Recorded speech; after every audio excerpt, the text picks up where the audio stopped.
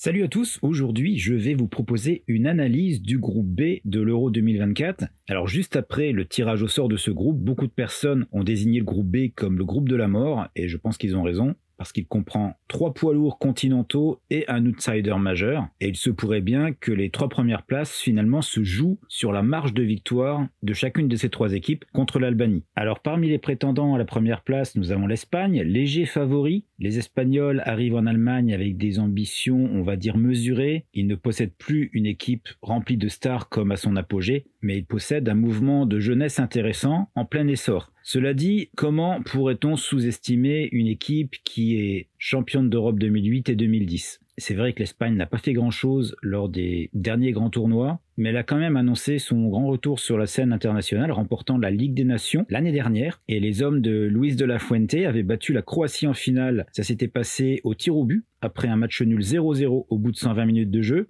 Et en qualification, malgré la défaite choc face à l'Écosse, l'Espagne a quand même terminé cette campagne de qualification en beauté, puisqu'ils ont quand même remporté les 7 autres matchs, y compris le match retour contre les Écossais, pour finir avec 4 points d'avance en tête du groupe. Alors concernant les joueurs, Unai est certain dans les buts, tout comme Rodri en milieu de terrain et Morata en attaque.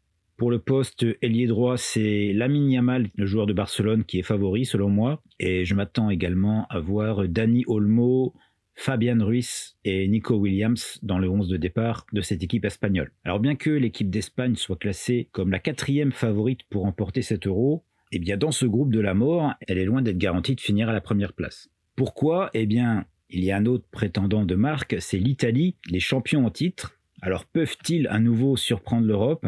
Parce que je vous rappelle que l'équipe d'Italie a notamment manqué la dernière Coupe du Monde au Qatar, et peu d'experts donnent à l'Italie une chance de défendre son titre en Allemagne. Alors avec tout le respect qu'on doit à une grande nation du football comme l'Italie, on ne peut pas dire que l'équipe actuelle a offert beaucoup d'optimisme à ses fans. L'Italie n'a sécurisé sa qualification automatique pour l'Euro qu'en raison d'un meilleur bilan en confrontation directe avec l'Ukraine. Ils ont donc frôlé les barrages, mais finalement réussi à assurer la 2e place. Les Azuris vont être privés de certains noms familiers. Le coach Luciano Spalletti n'a pas convoqué des joueurs comme Ciro Immobile, Domenico Berardi, Nicolo Zaniolo, Marco Verratti et Francesco Acerbi. Le coach Spalletti a testé 2 formations différentes lors des récents matchs amicaux, et ça va être intéressant de voir si l'Italie joue finalement avec 3 ou 4 défenseurs.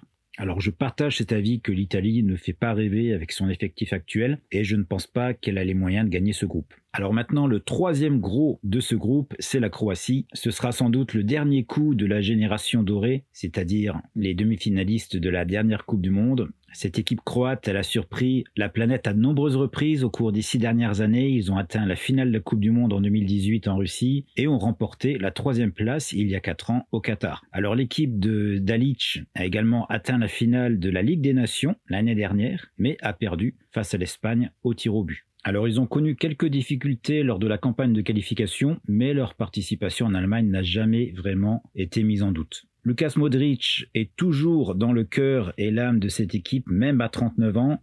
C'est sûrement sa dernière grande compétition avec l'équipe nationale, mais il y a d'autres talents sérieux dans cette équipe, comme Marcelo Brozovic, Mateo Kovacic, qui forment avec Modric l'un des meilleurs milieux de terrain de la compétition. Nous avons aussi le défenseur Josko Gvardiol, qui a connu une fin de saison exceptionnelle à Manchester City, délivrant des buts et des passes décisives à gogo toute la saison. Et puis nous ne devons pas oublier des joueurs comme Josip Stanisic et Andrej Kramaric, qui ont produit des performances fantastiques pour leurs clubs respectifs en Bundesliga. Et pour finir, les dernières nouvelles suggèrent que Ivan Perisic s'est très bien remis de son manque de compétition suite à sa longue blessure, donc peut-être que nous le verrons plus tôt que prévu. Alors la Croatie a chuté face à l'Espagne lors des 2 dernières rencontres, c'était en 8e de finale de l'Euro 2020 en prolongation, et donc comme je disais tout à l'heure, à la finale de la Ligue des Nations. Et justement, ils ouvrent la compétition avec un match contre l'équipe d'Espagne. Et si Modric et ses coéquipiers parviennent à gagner ce match, ce sera sans doute la première place du groupe pour eux.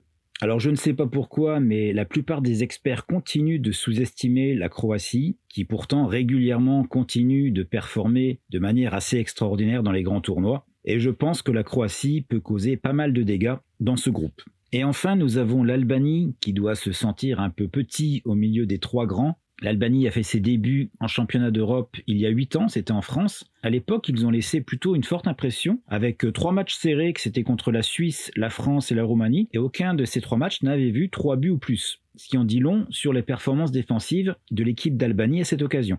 Et cette défense solide, c'est exactement ce qui a permis aux Albanais de se qualifier pour leur 2e championnat d'Europe. L'équipe, elle est dirigée par le légendaire brésilien Silvinho. L'Albanie a dominé son groupe E de qualification grâce à de super performances défensives, puisqu'elle n'a concédé que 4 buts en 8 matchs. Maintenant, en termes de talent, les Rouges et Noirs ne sont pas à la hauteur des 3 autres équipes du groupe. Le meilleur attaquant de l'équipe, c'est Ray Manaj, qui n'a inscrit que 7 buts internationaux. Maintenant, concernant cette préparation pour l'Euro, les Albanais n'ont pas brillé lors des matchs récents. C'était au mois de mai dernier. Ils ont perdu notamment 3-0 contre le Chili et 1-0 contre la Suède. Alors c'est sûr, il ne faut jamais dire jamais, mais il est très difficile de voir l'Albanie faire quelque chose contre 3 poids lourds européens dans ce groupe. Pour moi, la dernière place, elle est garantie. Alors maintenant, mon pronostic pour ce groupe, je vois en première place l'Espagne se qualifier directement, en même temps que la Croatie. L'Italie, je la vois en 3e place, et donc l'Albanie, qui devrait assez logiquement terminer 4e. Alors là, je vous ai donné mon pronostic sur le groupe, mais sachez que je propose également des pronostics sur les matchs de cet Euro de manière complètement gratuite. Et pour les recevoir, c'est très simple. Vous avez en bas à droite un lien pronostic offert qui va vous permettre de vous abonner et pour les recevoir dans votre boîte mail. Donc c'est tout pour ce groupe. Je vous retrouve dans quelques heures pour mon analyse du groupe C. Ciao, ciao!